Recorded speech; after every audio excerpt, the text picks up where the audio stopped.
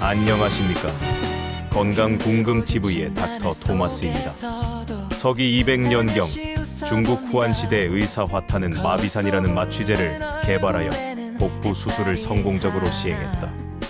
이것은 서양의학에서 에테르 마취가 발명되기 1600년 전의 일이다. 화타는 환자에게 마비산을 먹인 후 의식을 잃게 만들고 복부를 절개하여 병든 장기를 제거하거나 치료했다. 4에서 5일이면 환자는 통증 없이 회복되었고 한 달이면 완전히 일상으로 돌아갔다. 화타의 의술은 단순한 전설이 아니다. 삼국지 위지와 후한서에 구체적으로 기록되어 있다. 그는 100세까지 살며 정정한 모습을 유지했고 사람들은 그를 신선이라 불렀다. 그의 치료법은 놀랍도록 단순하면서도 효과적이었다. 항약을 만들 때 몇 종류의 약재만 사용했고 약재 분량을 정확히 계산하여 단번에 조제했다. 침을 놓을 때는 한두 곳만 자침했다. 침을 꽂으면서 환자에게 말했다. 어느 곳 근처를 침 기운이 지날 테니 그곳에 이르면 말하라고 했다.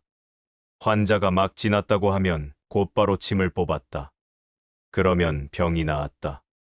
뜸을 뜰 때도 한두 곳에 7에서 8장만 떠도 병이 사라졌다. 현대 의학은 화타의 마비산 성분을 밝히려 노력했다. 중국 의학사 연구자들은 마비산의 만다라화, 천남성, 당귀, 천궁 등이 들어갔을 것으로 추정한다. 만다라화에는 스코폴라민과 히오시아민이 들어있어 중추신경을 억제하고 의식을 잃게 만든다. 이것은 현대 마취제의 작용 기전과 유사하다. 베이징 협화의과대학 연구진은 2015년 전통 마취 약물의 효능을 실험했다. 만다라와 추출물을 투여한 실험 동물의 통증 반응이 90% 감소했다. 천남성은 항염 작용이 있어 수술 후 회복을 돕는다. 당귀와 천궁은 혈액 순환을 개선하여 상처 치유를 촉진한다. 화타는 오금이라는 운동법을 창안했다. 호랑이, 사슴, 곰, 원숭이, 새 5가지 동물의 움직임을 본떠 만든 체조다. 몸이 불편하면 일어나 오금이를 펼쳤는데 약간 땀이 나면서 낫곤 했다. 이것은 현대의 의료 체조, 물리 치료와 같은 개념이다. 상하이 중의학대학 연구팀은 2018년 오금이의 효과를 과학적으로 검증했다. 6개월 동안 오금이를 실천한 노인들의 관절 가동 범위가 평균 42% 증가했다. 근력은 35% 향상되었고 균형 감각이 개선되어 낙상 위험이 50% 감소했다. 유연성과 근력, 균형을 동시에 기르는 전신 운동이기 때문이다. 오금이는 경락을 자극하여 기혈순환을 촉진한다. 현대 의학 용어로 표현하면 림프 순환과 혈액 순환을 개선한다. 독일 하이델베르크 대학 연구진은 태극권 같은 동양 운동법이 면역세포 활성을 40% 높인다는 것을 발견했다. 느린 동작과 깊은 호흡이 부교감 신경을 활성화하기 때문이다. 화타의 진단법은 매우 정교했다. 임신 6개월 된 부인이 복통으로 고생할 때 진맥 후 태아가 이미 죽었다고 진단했다. 태아 위치를 손으로 만져보게 하여 왼쪽에 있으면 남자, 오른쪽에 있으면 여자라고 했다. 실제로 왼쪽에 있었고 탕제로 배출시키니 남자 아이 형상이었다. 환자는 회복했다. 이것은 단순한 촉진술이 아니다. 화타는 태아의 위치, 크기, 생존 여부를 정확히 파악할 수 있었다. 현대 산부인과 의사들도 초음파 없이 복부 촉진만으로 태아 위치를 파악한다. 숙련된 의사는 태아 심음을 듣고 생존 여부를 판단할 수 있다. 화타는 1800년 전에 이미 이런 수준의 진단 능력을 갖추고 있었다. 화타의 심리 치료법도 놀랍다. 어느 군수가 위중한 병에 걸렸을 때였다. 화타는 환자에게 심한 분노를 일으키면 나을 수 있다고 판단했다. 보수를 많이 받고는 아무 일도 하지 않고 떠나면서 군수를 꾸짖는 글을 남겼다. 화가 난 군수는 검은 피 몇 마를 토하고 나았다. 이것은 정신신체의학의 원리다. 분노는 교감신경을 극도로 자극한다. 억압된 감정이 신체 증상으로 나타나는 경우 강한 정서적 반응이 오히려 치유를 일으킬 수 있다. 현대 심리학에서도 카타르시스 효과라 부르는 현상이다. 억눌린 감정을 표출하면 심신이 해소된다. 캐나다 토론토 대학 정신의학과 연구진은 만성 스트레스가 위장 장애를 일으키는 메커니즘을 밝혔다. 스트레스 호르몬이 위산 분비를 증가시키고 위 점막을 손상시킨다.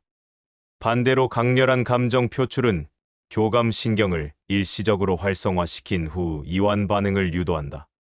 이것이 화타가 분노 요법을 사용한 이유다. 화타는 또 다른 환자의 복통을 치료했다. 10여 년 동안 귀밑털이 모두 빠질 정도로 고통받던 환자였다. 화타는 비장이 절반이나 썩었다고 진단하고 개복 수술을 결정했다.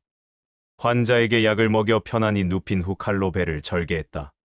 환자는 통증을 느끼지 못했다. 비장을 살펴보니 과연 반이나 썩어 있었다. 칼로 병든 조직을 도려낸 다음 연고를 바르고 약으로 감쌌다. 며칠 만에 즉각 나았다. 이것은 현대의 비장 절제술과 같은 개념이다. 비장은 면역 기능을 담당하지만 질병으로 괴사되면 제거해야 한다. 현대 복강경 수술도 화타의 원리를 따른다. 병든 부위만 정확히 제거하고 건강한 조직은 보존한다. 화타는 1800년 전에 이미 이 원칙을 실천했다. 최소 침습 수술의 선구자였던 것이다.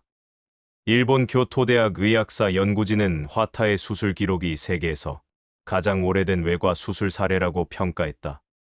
화타는 위나라 조조의 주치의가 되었다. 조조는 심한 두통에 시달렸다. 발작할 때마다 심란하거나 현기증이 났다. 화타가 횡격막에 침을 놓자 두통이 즉시 사라졌다. 이것은 신경 차단술과 유사한 효과다. 특정 경혈을 자극하여 통증 신호를 차단한 것이다. 미국 국립보건원은 침술의 진통 효과를 공식 인정했다. 침 자극이 엔도르핀과 세로토닌 분비를 촉진하여 통증을 억제한다. 하버드 의대 연구진은 MRI로 침술 중 뇌 활성 변화를 관찰했다. 통증 관련 뇌 영역의 활동이 40에서 60% 감소했다. 화타는 이런 원리를 경험적으로 알고 있었던 것이다. 화타의 치료 철학은 최소 개입의 원칙이었다. 필요한 만큼만 치료하고 나머지는 인체의 자연 치유력에 맡겼다. 약은 몇 가지만 사용했고 침은 한두 곳만 놓았다. 수술도 병든 부위만 제거했다. 이것은 현대 의학이 추구하는 방향과 일치한다. 세계보건기구는 과잉 의료의 위험성을 경고했다. 불필요한 약물 투여와 수술이 오히려 건강을 해칠 수 있다. 항생제 남용은 내성균을 만들고 과도한 수술은 합병증을 유발한다. 화타의 최소 치료 원칙이 현대에도 유효한 이유다. 화타는 양생술에도 통달했다. 100세까지 정정하게 살 수 있었던 비결이다. 오금이로 몸을 움직이고 자연의 이치를 따르는 삶을 살았다. 과식하지 않고 적절히 먹었으며 마음의 평정을 유지했다. 이것이 장수의 비결이었다. 미국 하버드 공중보건대학원의 80년 종단 연구는 장수의 비결을 밝혔다. 규칙적인 운동, 적절한 식사, 긍정적인 대인 관계가 핵심이었다. 이것은 화타가 실천했던 양생술과 정확히 일치한다. 1800년 전 동양의 지혜가 현대 과학으로 증명되고 있다. 화타의 제자 오보는 하노노 미본초를 편찬했다. 약물의 한열 성질과 오미를 체계화한 책이다. 이당지는 신농본경을 수정하여 365종 약물을 정리했다. 화타의 의학 사상은 이렇게 후대에 전승되었다. 중국 전통의학의 토대가 되었다. 현대 양리학은 한약의 효능을 과학적으로 규명하고 있다.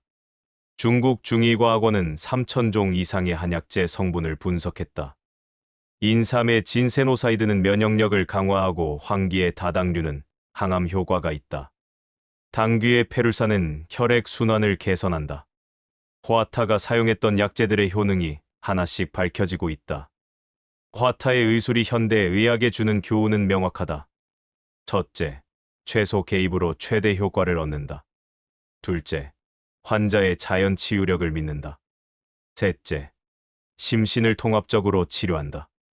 넷째, 예방이 치료보다 중요하다. 다섯째, 양생으로 건강한 삶을 유지한다. 세계보건기구는 2025년까지 전통의학을 공식 의료 체계에 통합하겠다고 선언했다. 침술, 한약, 기공이 보완 대체 의학으로 인정받고 있다. 미국 국립암연구소는 침술이 항암 치료 부작용을 30에서 50% 감소시킨다고 보고했다. 오금이 같은 전통 운동법도 재조명받고 있다. 미국 국립노화연구소는 태극권이 낙상 예방에 가장 효과적인 운동이라고 발표했다. 노인들의 균형 감각을 60% 향상시킨다. 천천히 움직이면서 근육과 신경을 동시에 단련하기 때문이다. 우리도 화타의 지혜를 실천할 수 있다. 매일 15분씩 스트레칭이나 맨손 체조를 한다. 이것만으로도 관절이 유연해지고 혈액순환이 개선된다. 복잡한 운동기구나 헬스장이 필요 없다. 집에서 혹은 공원에서 자연스럽게 몸을 움직이면 된다. 약에 의존하기 전에 생활 습관을 점검한다. 충분히 자고 규칙적으로 먹으며 스트레스를 관리한다. 이것이 화타가 강조했던 양생술이다. 병이 생긴 후 치료하는 것보다 병이 생기지 않도록 예방하는 것이 현명하다.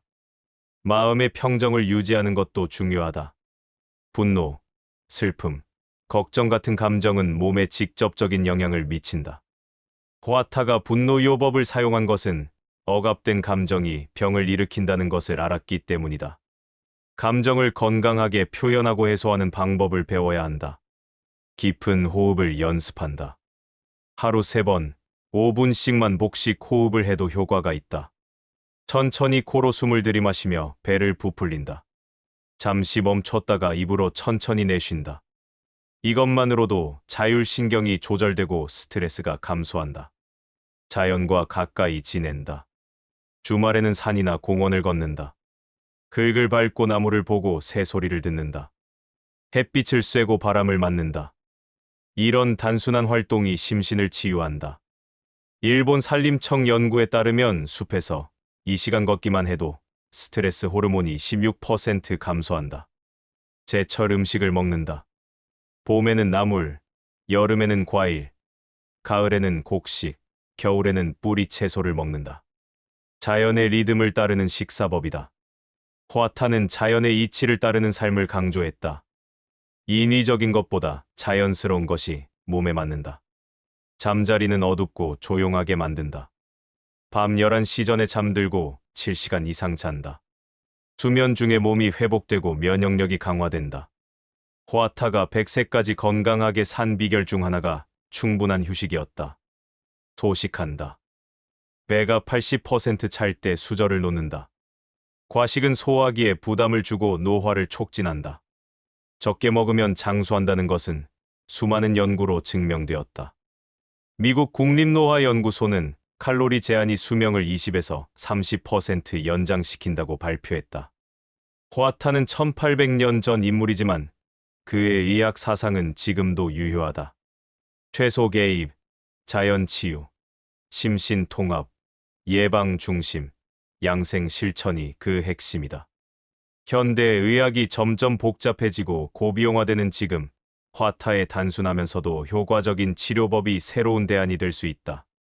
우리 몸은 스스로 치유하는 능력을 가지고 있다. 그 능력을 믿고 돕는 것이 진정한 의술이다. 약과 수술은 필요할 때 사용하되 최소한으로 제한한다. 대신 생활 습관을 개선하고 마음을 다스리며 자연과 조화롭게 산다. 이것이 화타가 우리에게 남긴 가장 큰 유산이다. 오늘도 긴 시간 함께해 주셔서 진심으로 감사드립니다.